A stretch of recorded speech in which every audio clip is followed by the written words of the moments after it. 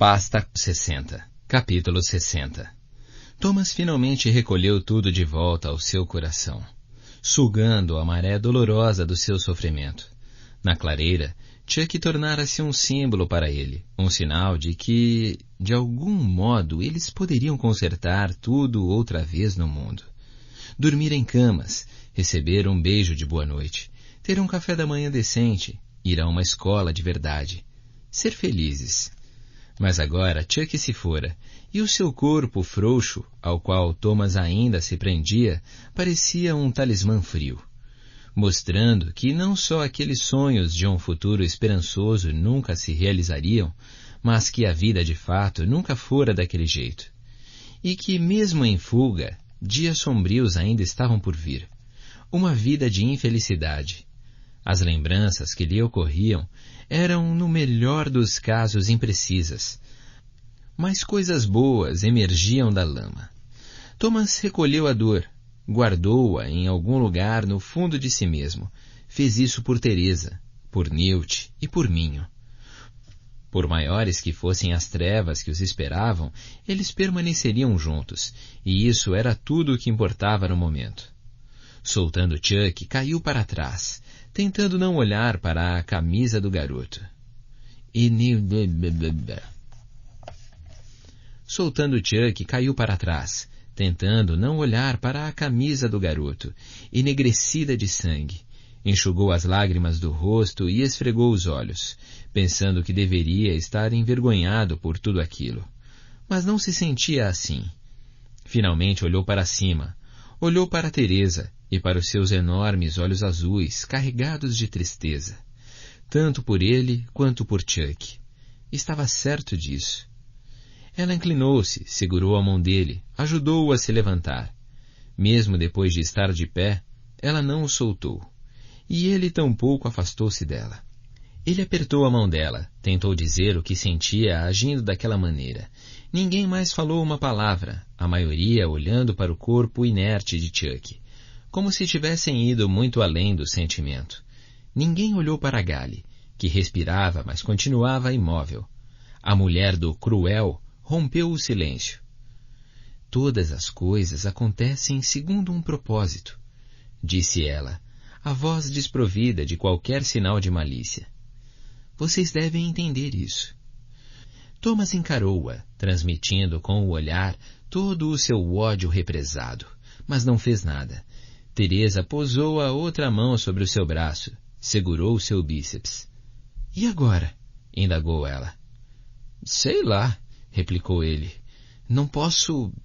A sua frase foi bruscamente interrompida por uma repentina série de gritos e por uma comoção do lado de fora da entrada pela qual a mulher viera.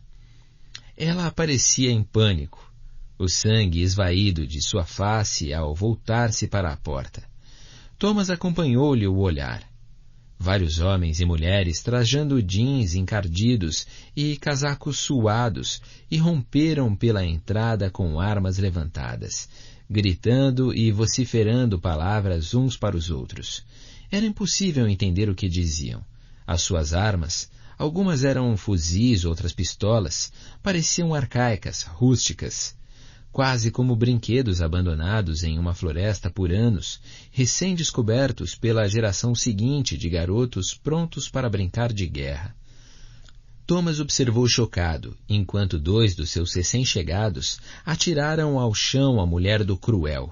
Então um deles deu um passo para trás, sacou a arma e apontou para ela. Não pode ser, pensou Thomas. Não! Clarões iluminaram o ar quando vários disparos explodiram da arma, chocando-se contra o corpo da mulher. Ela estava morta, um destroço ensanguentado. Thomas deu vários passos para trás, quase tropeçando. Um homem avançou para os clarianos, enquanto os outros integrantes do grupo espalhavam-se ao redor deles, agitando as armas à direita e à esquerda enquanto atiravam nas janelas de observação, esmigalhando-as. Thomas ouviu os gritos, viu sangue, desviou o olhar, concentrou-se no homem que se aproximara deles. Ele tinha cabelo escuro, o rosto jovem, mas cheio de rugas ao redor dos olhos, como se tivesse passado cada dia da vida preocupando-se em como conseguir chegar ao seguinte. Não temos tempo para explicar, falou o homem, a voz tão tensa quanto o rosto. Apenas sigam-me e corram como se a vida dependesse disso, porque depende. Depois disso, o homem fez uns gestos para os companheiros. Então virou-se e correu para as grandes portas de vidro, as armas erguidas rigidamente à frente. Disparos e gritos de agonia ainda ressoaram na câmara, mas Thomas fez o máximo possível para ignorá-los e seguir as instruções. Vão! Um dos seus resgatadores, esse era o único modo como Thomas conseguia pensar neles, gritou de trás. Depois de uma hesitação mínima, os clarianos os acompanharam, quase se atropelando na pressa de sair da câmara, procurando ir para o mais longe possível dos verdugos e do labirinto. Thomas, a mão ainda apertada à de Teresa, correu com eles, reunindo-se à parte de trás do grupo. Não tiveram escolha a não ser deixar o corpo de Chuck para trás. Thomas não sentiu nenhuma emoção. Estava completamente entorpecido. Desceu correndo por um corredor comprido que dava para um túnel mal iluminado. Subiu um lance de escada em curva. Tudo estava escuro, cheirando a aparelhos eletrônicos. Seguiu por outro corredor.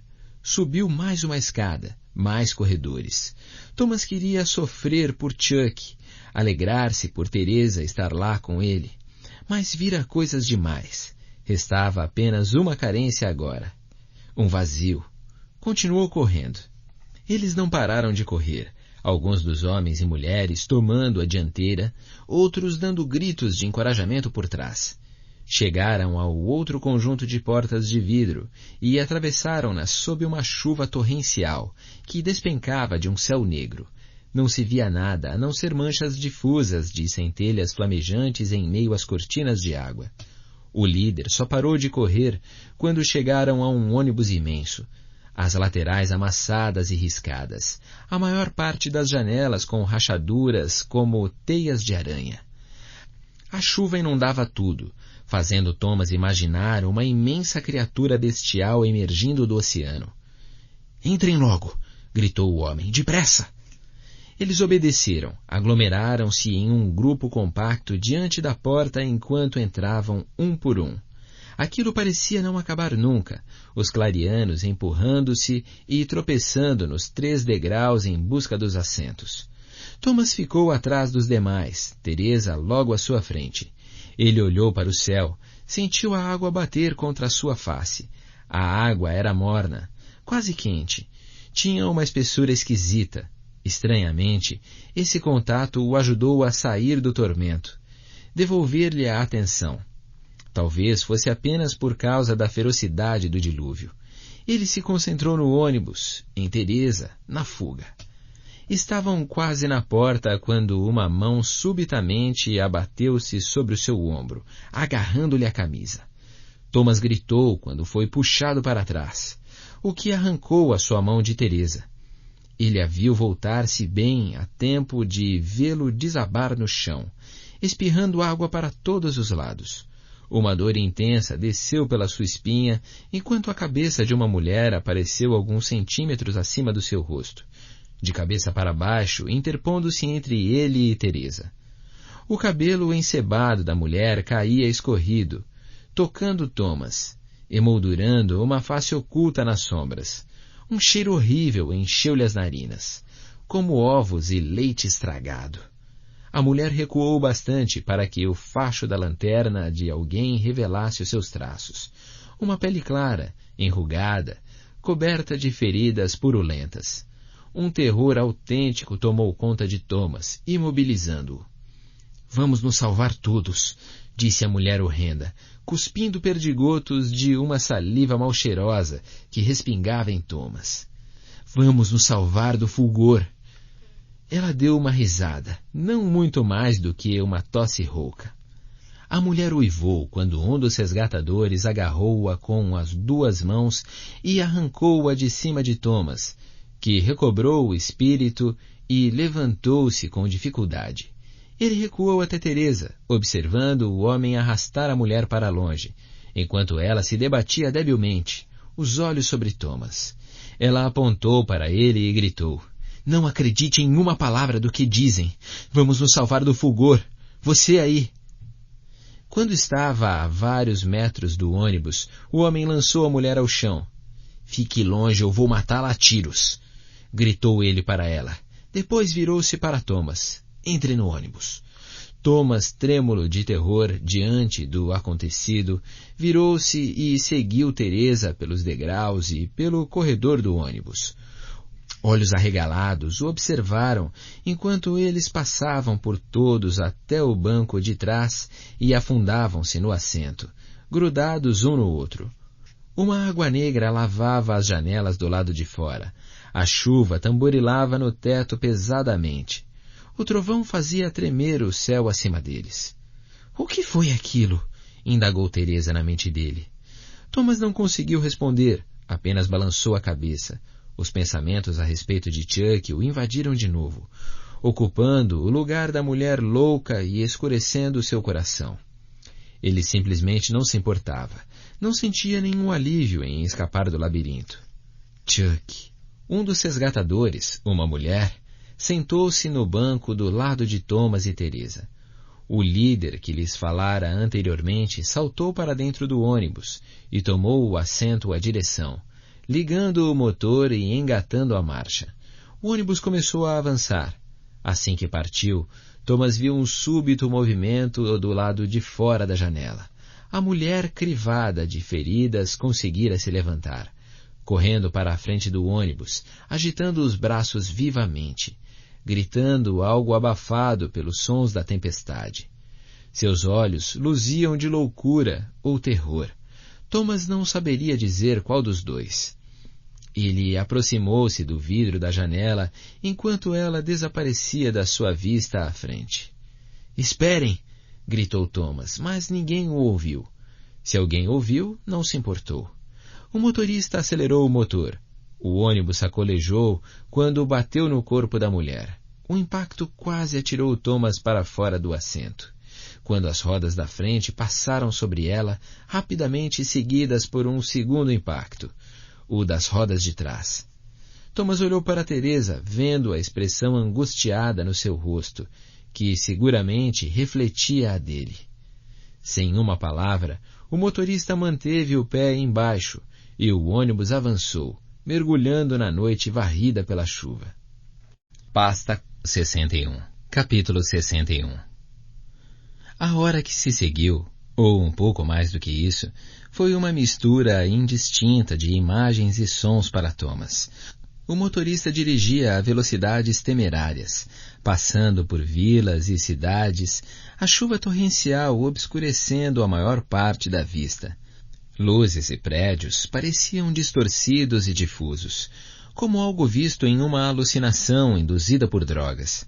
A certa altura, pessoas do lado de fora correram para o ônibus, as roupas rasgadas, o cabelo grudado na cabeça, as faces aterrorizadas, cobertas por chagas estranhas como aquelas que Thomas vira na mulher.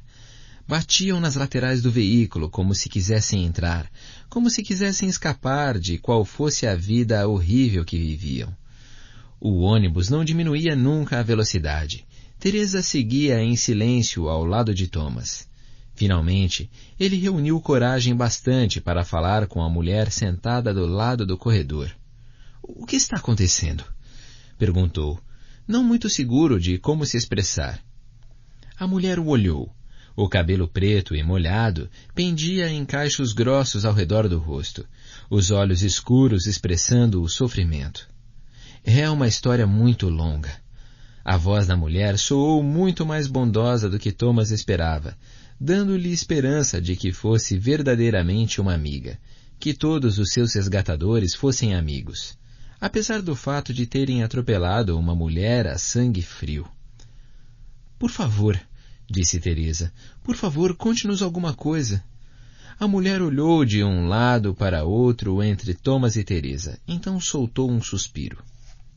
"Vai demorar algum tempo até recuperarem as suas lembranças, se é que isso vai acontecer. Não somos cientistas, não fazemos ideia do que fizeram a vocês, ou de como fizeram. O coração de Thomas apertou-se diante do pensamento de que talvez tivesse perdido a memória para sempre, mas insistiu. Quem são eles? Indagou. Tudo começou com as explosões solares, disse a mulher, o olhar tornando-se distante. O que... Teresa começou, mas Thomas a fez calar-se. Deixa falar, disse-lhe mentalmente. Ela parece querer. Ok. A mulher quase parecia em transe enquanto falava, nunca desviando o olhar de um ponto indistinto à distância. As explosões solares não puderam ser previstas. Explosões solares são normais, mas aquelas foram sem precedentes, imensas, tornando-se cada vez mais intensas. E, quando perceberam, foi apenas alguns minutos antes que o seu calor se abatesse sobre a Terra. Primeiro os nossos satélites se queimaram, e milhares de pessoas morreram instantaneamente, milhões em alguns dias. Incontáveis quilômetros de terra tornaram-se terras devastadas. Então veio a doença. Ela fez uma pausa, recobrou o fôlego. Quando o ecossistema foi destruído, tornou-se impossível controlar a doença, até mesmo mantê-la na América do Sul. As selvas desapareceram, mas os insetos não. As pessoas agora chamam a doença de fulgor. É uma coisa horrível, horrível. Só os mais ricos podem se tratar. Ninguém é curado, a menos que os rumores que chegam dos Andes se confirmem. Thomas quase transgrediu o próprio conselho. As perguntas fervilhavam em sua mente. O horror crescia no seu íntimo. Ele ficou ali sentado, ouvindo, enquanto a mulher continuava. Quanto a vocês, todos vocês, são apenas uma pequena parte de milhões de órfãos. Eles testaram milhares e escolheram vocês para o grande teste, o teste supremo. Tudo pelo que vocês passaram foi calculado e pensado. Catalisadores para estudar as suas reações, as suas ondas cerebrais, os seus pensamentos. Tudo numa tentativa de encontrar as pessoas capazes de nos ajudar a achar um meio de vencer o fulgor. Ela fez outra pausa. Puxou um cacho de cabelo para trás da orelha. A maioria dos efeitos físicos é causada por outra coisa. Primeiro começam os delírios, depois os instintos animais passam a se sobrepor aos humanos.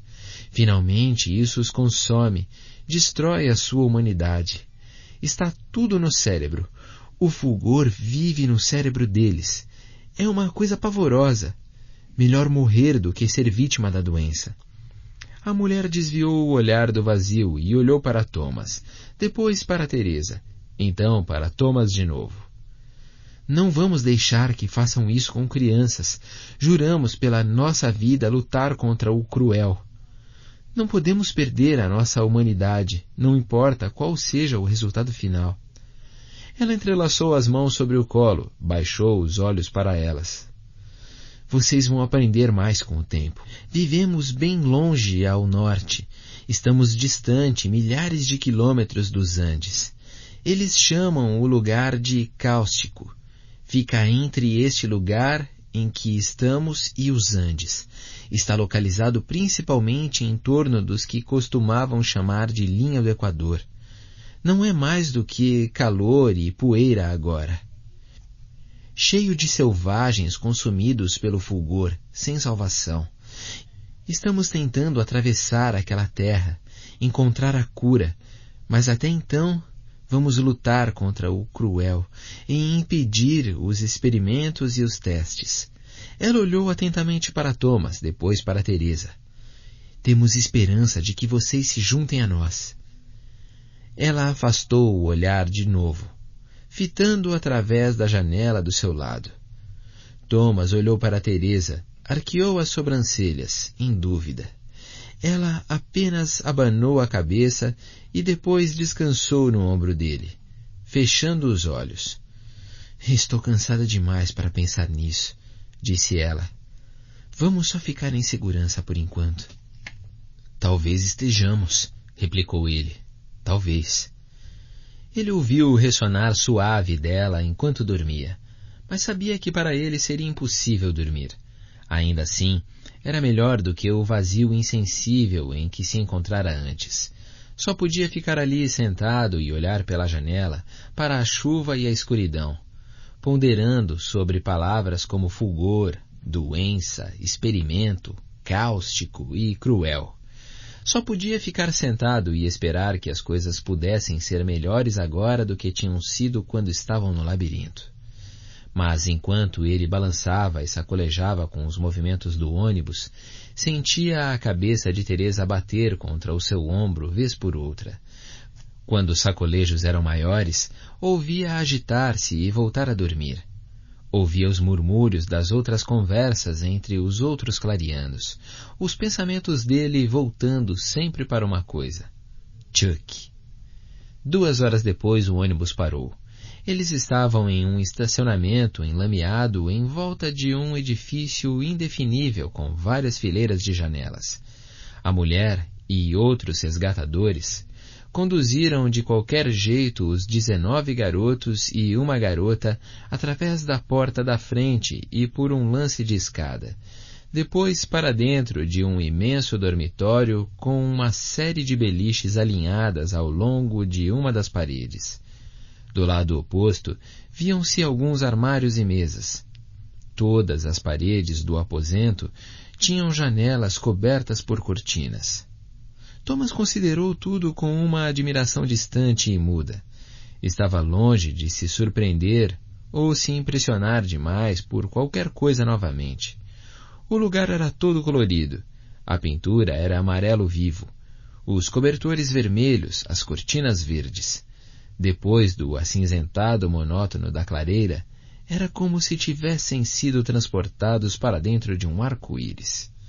Vendo tudo aquilo, vendo as camas e os armários, tudo arrumado e novo, a sensação de normalidade era quase esmagadora. Aquilo tudo era bom demais para ser verdade. Minho expressou com perfeição ao entrar no novo mundo deles. Eu me ferrei e fui para o céu. Thomas achava difícil sentir alegria, como se fosse trair Chuck com isso. Mas tinha alguma coisa estranha ali, alguma coisa. O líder que dirigira o ônibus deixou os clarianos nas mãos de uma pequena equipe. 9 ou 10 homens e mulheres vestidos com calça de um preto retinto e camisa branca. O cabelo imaculado, o rosto e as mãos limpos. Eles sorriam. As cores, as camas, a equipe. Thomas sentiu uma felicidade impossível tentando irromper dentro dele. No entanto, um poço enorme espreitava no meio dessa felicidade. Uma depressão sombria que talvez nunca deixasse de existir. A lembrança de Chuck e do seu brutal assassinato. O seu sacrifício. Mas apesar disso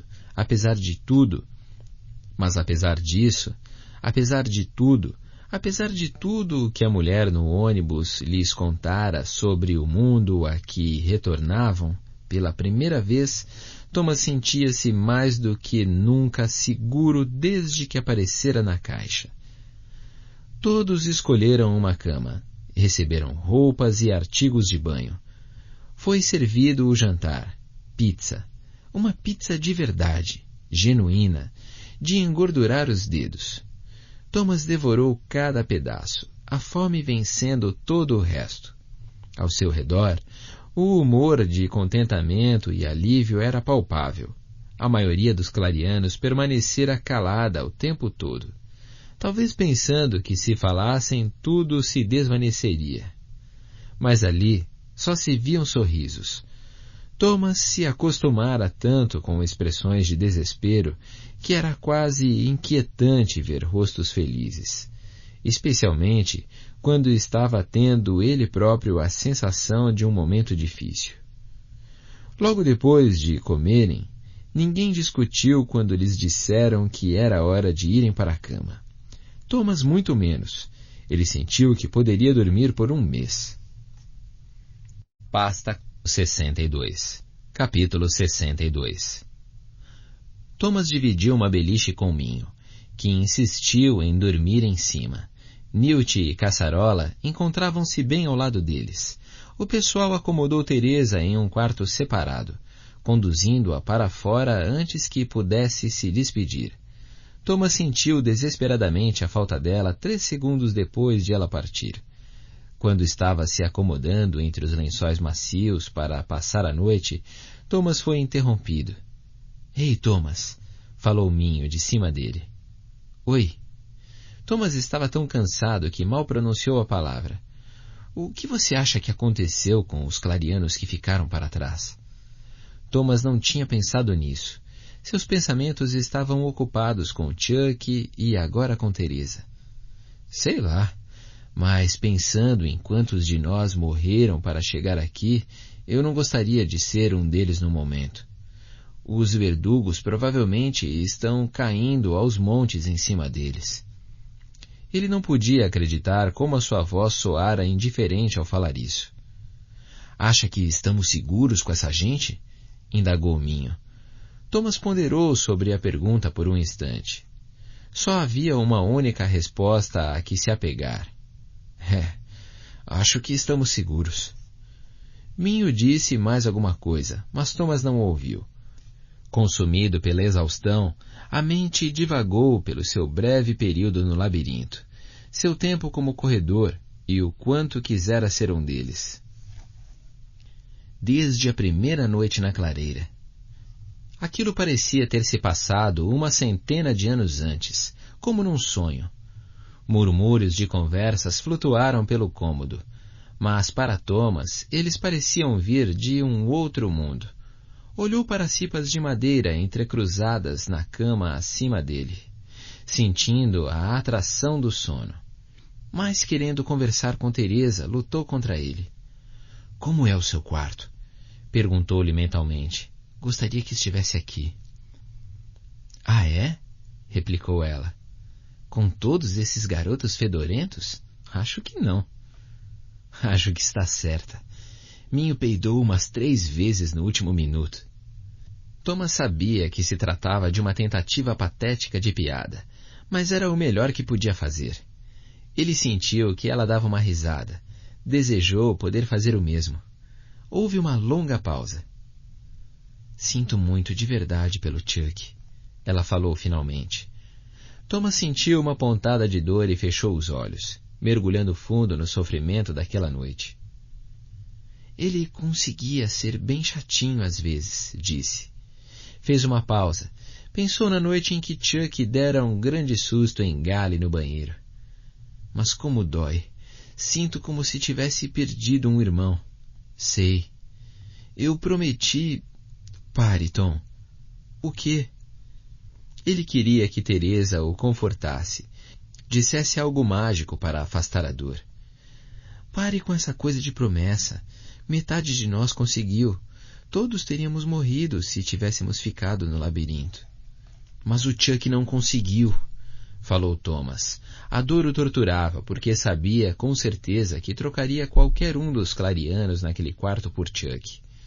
Ele morreu para salvar você, lembrou Teresa.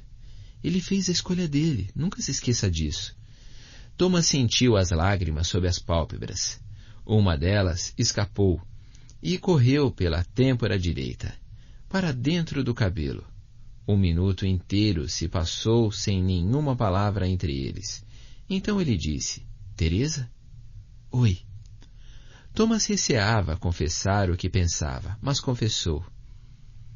Quero me lembrar de você, lembrar de nós. Você sabe, antes. Eu também. É como se nós... Ele não sabia como dizer, afinal. Eu sei. Imagina como será amanhã? Vamos descobrir em algumas horas. Bem, boa noite. Ele queria dizer mais, muito mais, mas nada lhe ocorreu. Boa noite, disse ela, no instante em que as luzes se apagaram.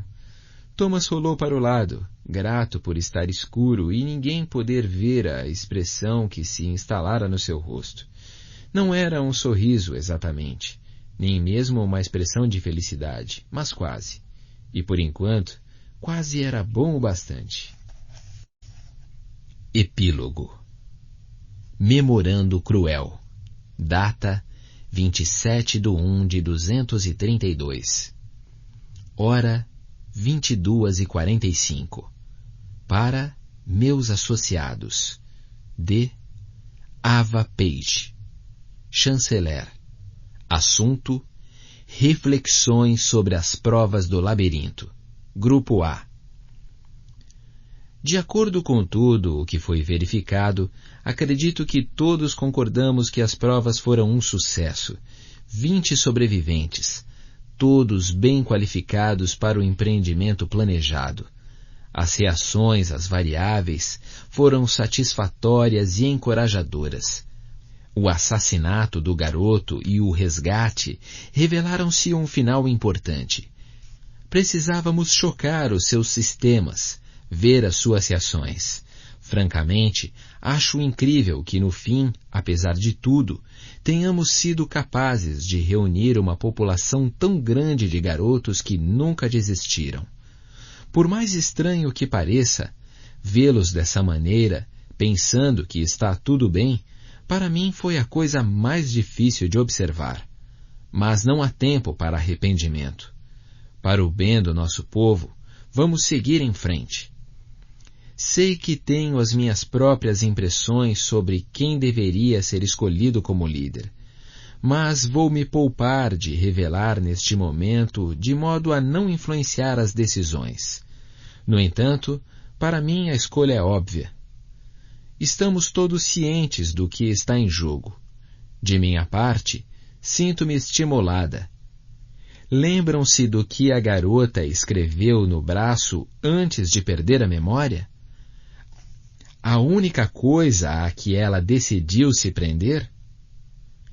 Os objetos do experimento acabarão por se recordar e entender o propósito das dificuldades que planejamos para eles e lhes impingimos. A missão do cruel é servir a humanidade e preservá-la, não importa a que preço. Nós somos, de fato, bons. Por favor, respondam com as suas próprias impressões. Será concedida aos objetos uma plena noite de sono antes da implementação da fase 2. Por ora, vamos nos permitir sentir-nos esperançosos. Os resultados da prova com o Grupo B também foram extraordinários. Preciso de tempo para processar os dados, mas podemos discutir o assunto pela manhã. Até amanhã, então.